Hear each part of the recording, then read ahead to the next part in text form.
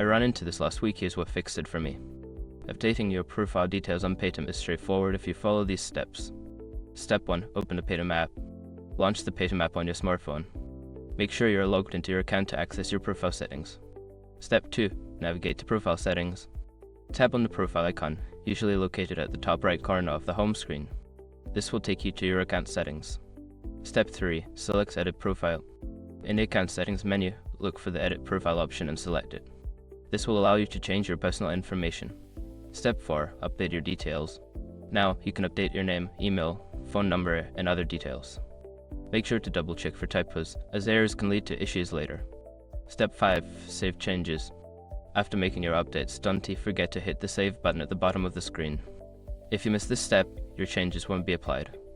Updating your profile on Paytm is quick and easy. If you follow these steps, you'll have your details updated in no time.